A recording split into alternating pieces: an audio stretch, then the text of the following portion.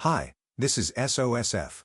Have you ever wondered what the world would be like if every boast, every prediction, every expert opinion confidently declared on television had to be backed by cold, hard cash? Imagine we no longer live in an information waterfall, drowned by news headlines, social media trends, and the assertions of authority figures, but instead have a completely different source of truth.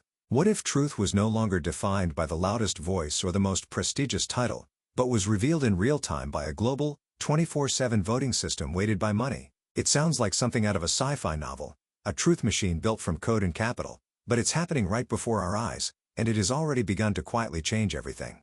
This thing is called a prediction market, and the most eye-catching and controversial player in it is called Polymarket. Let's not get intimidated by the fancy jargon, like decentralized finance or blockchain smart contracts. To put it bluntly, Polymarket is a giant online event exchange, but what's traded isn't stocks or futures, but the future itself. Its trading floor doesn't list company tickers, but questions about the real world. From a globally watched event like who will be the next US president, to a financial event that affects billions in assets like will the Federal Reserve raise or cut interest rates at its next meeting? And even a niche topic like will a certain highly anticipated video game be delayed? Any event with a clear yes or no outcome can be turned into a market for the whole world to bet on. So how is this different from ordinary gambling? The difference is huge. The core of gambling is entertainment and luck, while the core of prediction markets is information and belief. Its central idea, to borrow a phrase from the economic giant Friedrich Hayek, is that knowledge is dispersed. What does that mean? It means that accurate clues about the future are scattered like dust in the minds of countless individuals around the world, and no central authority can possibly grasp it all. Think of a Wall Street analyst predicting the production volume of an electric car. He has exquisite charts and complex models, but he might not be as knowledgeable as an engineer tightening screws in a Nevada gigafactory. The latter sees the real bottlenecks on the production line with his own eyes, knows how tight the supply of a key component is, and hears the managers arguing over delivery dates in the conference room. This is soft information that cannot be quantified. A political commentator sitting in a studio can quote classics and analyze historical data, but he might not be better at sensing the true temperature of public opinion than a grassroots campaign volunteer in a key swing state. The volunteer can genuinely feel whether the tone of voters discussing a candidate at the dinner table is enthusiastic or perfunctory, an emotion that cannot be captured by phone polls. What Polymarket does is use the simplest, most brutal, and most effective incentive, money, to get these people who hold local truths to spill their secrets. When you use your own money to buy an outcome, you're not just casually chatting on social media for a like. You're voting for the truth you believe in with your wallet. The phrase skin in the game is perfectly embodied here. It forces people to shift from emotional expression to rational calculation, because bragging is cheap, but losing money is painful. This process is like a super funnel, sucking in thousands of dispersed, biased, professional, and amateur opinions from all over the world, and then, through the cold mechanism of market prices, refining them into a single, real-time probability. For example, if the price of a yes share for a certain candidate will win the election is 60 cents, it means the market's collective brain believes he has a 60% chance of winning. This idea isn't new. Previous projects, like Augur, had already made brave attempts, but they were like first-generation smartphones. The concept was cool, but they were clunky and expensive to use. Every bet required paying a hefty gas fee, and you had to wait ages for a transaction to confirm. The feeling was like watching HD video in the dial-up era, full of digital friction and a terrible user experience. In 2020, Polymarket's founder, Shane Copland, started fresh. He made an extremely smart decision. He built the platform on a blockchain superhighway called Polygon. This instantly reduced transaction costs to a negligible level, making the user experience silky smooth.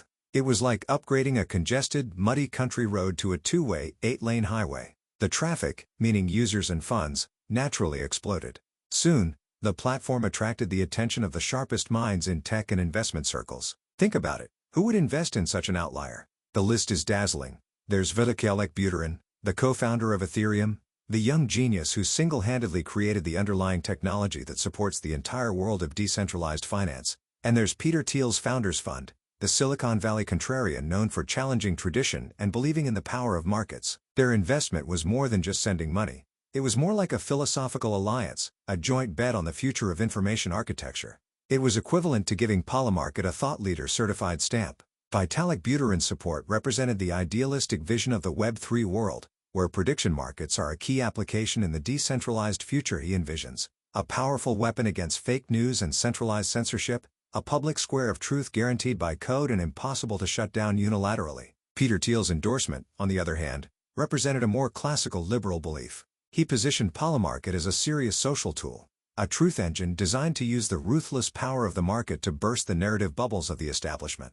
This kind of reputational moat is something that no amount of money can buy. Of course, with such a big splash, it was impossible for regulators to turn a blind eye. In 2022, the U.S. Commodity Futures Trading Commission, CFTC, came knocking.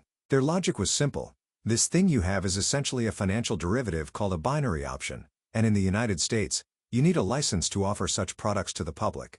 The CFTC represented the order of the old world, a clear but rigid financial system defined by lawyers and rules. Polymarket, in contrast, represented the chaos of the new world, a flexible but ambiguous domain driven by code and consensus. In the end, facing immense regulatory pressure, Polymarket paid a $1.4 million fine and promised to block U.S. users. This looked like a major blow, but the result was unexpected.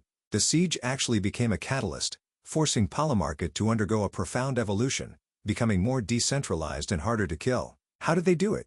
They separated the website's front end, the interface you and I see, from the protocol's back end, the smart contracts running on the blockchain. The core company no longer operates the sole website but encourages the community to build countless access points themselves. It's like how regulators can shut down a newspaper office, but they can't shut down the concept of news itself. As long as the underlying smart contracts are running on the global network, like an indelible message carved into a digital stone tablet, anyone can build a website to connect to them. This move transformed Polymarket from a centralized company into a hydra that can't be killed, cut off one head, and more will grow in its place. So, how accurate is this truth engine? Let's look at a few real cases. The 2020 U.S. presidential election was Polymarket's first major roadshow. On election night, while traditional news media were still cautiously analyzing data and waiting for official announcements, the whole world was shrouded in an information fog. The odds on Polymarket were already fluctuating wildly like an electrocardiogram. The information it processed might include a complaint on social media from a poll worker in a key county, or a real-time analysis of early mail and ballot models by some data whiz. The market reflected the subtle changes in the vote count in key states like Florida in real time, with a reaction speed far exceeding that of television commentators.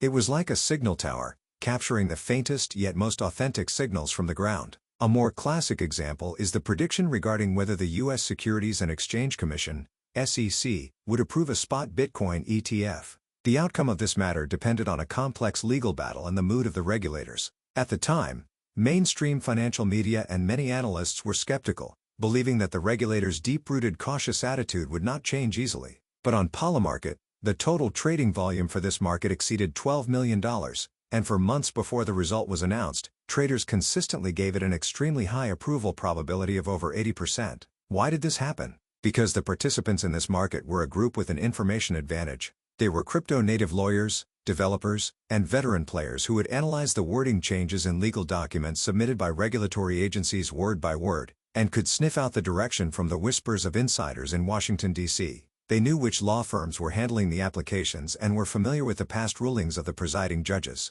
The final result proved that this group of insiders who bet with real money completely defeated the experts who spoke in generalities in the studio. This was not just an accurate prediction, it was a demonstration of information power. Of course, this powerful tool also brings new and disturbing ethical questions. If people can bet on the death toll of wars, natural disasters, or even pandemics, how should we face this act of seeking arbitrage from human suffering? Does this numb our moral sense, reducing tragedy to cold, hard numbers? Even more terrifying, is it possible for a well-funded player to create facts by manipulating market prices? For example, by maliciously crashing the market and using huge sums of money to forcefully drive up the probability of a regional bank going bankrupt. This distorted price signal could be picked up and reported by the news media, thereby triggering real panic among depositors and a run on the bank, ultimately causing a bankruptcy that shouldn't have happened to actually occur because of the market's prophecy. In this scenario, the prediction market is no longer a tool for discovering truth, but a weapon for manufacturing it. There is also a more radical concept, proposed by economist Robin Hanson, called Futarchy. Simply put, it's vote on values, but bet on beliefs. In the future, society could democratically decide what it wants, such as higher GDP or cleaner air, and then leave the specific policies for achieving these goals to be decided by prediction markets. Whichever policy the market indicates has the highest probability of maximizing our defined success metric, like GDP, would be implemented. This sounds wonderful, but it could also slide into a tyranny of metrics. For example, if society decides the goal is to increase national happiness, and happiness is simply quantified as ice cream consumption, then the government might just frantically subsidize the ice cream industry while ignoring the public health problems it causes. It sacrifices other equally important things that cannot be quantified in order to optimize a single number. Ultimately, Polymarket and the prediction markets it represents are conducting a grand social experiment. It is challenging our fundamental understanding of truth and authority. In the past, we trusted institutions, experts, and the media. Our understanding was shaped by these centralized nodes. Now, a new option has emerged. A decentralized, global consensus driven by algorithms and money. This is a system with no editors, no censorship, only buy and sell orders. The final outcome of this experiment is unknown. It might become an indispensable part of the global information infrastructure, like the weather forecast, becoming a tool we subconsciously consult when making decisions. Or, it might be marginalized due to regulatory pressure and human weaknesses like greed and malicious manipulation. But regardless, Pandora's box has been opened. When you can use a few dollars from your pocket to participate in defining the probability of the next major event, you will find that the way we look at information, experts, and the future may never be the same. Each of us is forced to think about a deeper question. In this increasingly complex world, who should we choose to believe? The voice of authority, or the consensus of money? See you next time.